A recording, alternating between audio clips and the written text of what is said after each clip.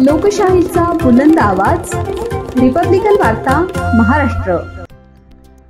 हरित क्रांतीचे जनक स्वर्गीय वसंतराव नाईक यांच्या स्मृतिदिनानिमित्त गहुली येथे प्रहार जनशक्ती पक्ष व प्रहार दिव्यांग संघटनेच्या वतीने रक्तदान शिबिर आणि आत्मचिंतन बैठकीचे आयोजन करण्यात आले।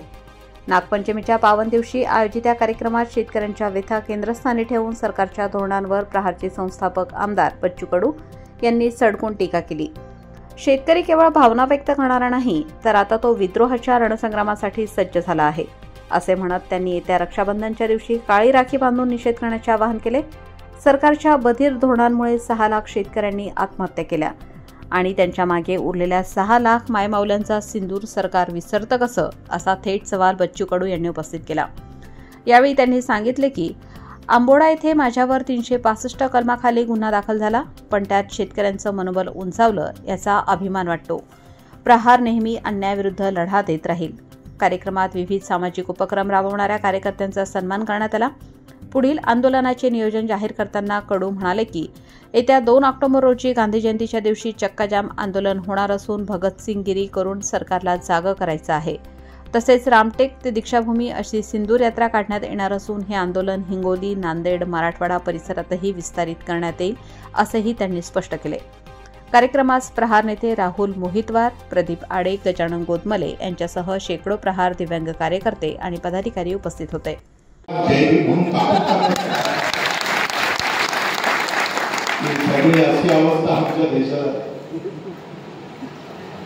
प्रभू रामचंद्राच्या नावानं आलेलं सरकार रावणासारखं समोर झालं। किती तोडी सरकार समजतच नाही।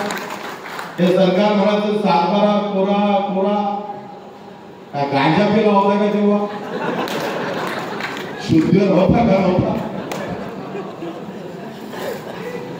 आता काय म्हणतात का नाही? ठीक आहे, आता आपण असं करू का तेव्हा कोरा कोरा म्हणणार मत घेणार, आता म्हणते ते दुष्काळ पडल्यावर पाहू ना। त्याला असं वाटतं दुष्काळ पडल्याशिवाय कर्जमाफी नाही, तुम्ही मरा, मग तुमच्या तेरवीले पैसे देणारा मुख्यमंत्री आहे। वा मानाला मुख्यमंत्री बोलतो। जय श्रीराम, जय देवस्थान। अरे तुमच्या हातून रावण नाही म्हणत रे, कशी अवस्था आहे? या सगळ्या अवस्थेमध्ये कसं लढावं?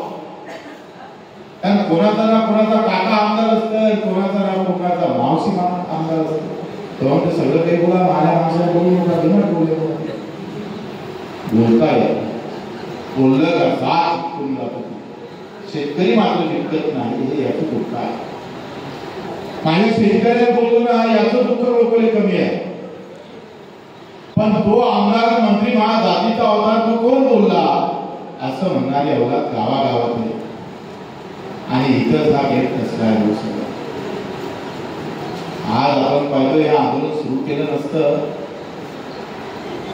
तर काय अवस्था राहिली असते? आंदोलन सुरू करून समितीपर्यंत आले आणि आंदोलन केलं नसतं तर तुम्हाला म्हटलं असतं कोणत्या निवडणुकीत म्हटलं असतं, कुठली निवडणूक आहे सांगा भाऊ। आज पुसद आपण आत्मचिंतन बैठकीच्या निमित्ताने आज पुसद आला, तर आपले दिव्यांग बंधू आजही पुसद सारख्या तहसीलच्या ठिकाणी फेरे मारतात। आज आपण पुसद दौऱ्यानिमित्त काही तहसीलदार किंवा अधिकाऱ्यांना भेट देणार आहात का? कलेक्टरला भेटलो आणि त्यांना सांगितलं, त्यांना म्हटलं एक ड्राईव्ह घ्या का ज्यांना पगार भेटला नाही, चालू झाला नाही, त्याची यादी कोतवालपर्यंत द्या। कोतवाल हा गावात फिरून त्याची जिओ टॅगिंग वगैरे काय करायचं ते करेल। साधी यंत्रणा हाती आहे, पण करायची मानसिकता नाही आणि सरकारमध्ये आणि प्रशासनाला ते वाटत आहे, गरिबापर्यंत गेलो पाहिजे, उलट हे पैसे वाचवायचे, त्यांचं बोनस वाढवावं अशी एक मानसिकता असणारे अधिकारी आहे। आता त्या आंदोलनाने सहज होत नाही, फोन मारून सर्व होत नसेल तर मारावं लागतं। मग तुम्ही म्हणता कायदा हाती घेता, ते कायदा रोज तुडवतात हरामखोर। यांना पुढच्या फेरीत फिरता गणपती कशा पद्धतीचं हे आंदोलन राहणार आहे? तर वसंतराव नाईकांच्या या पवनभूमीमध्ये आम्ही एका आत्मचिंतन बैठक ठेवली होती आणि त्यातून आता सरकारचं एकंदरीत जे काही बनवाबनवीचं उत्तर आहे ते फार निषेधार्थ आहे। मुख्यमंत्री असं म्हणत होते का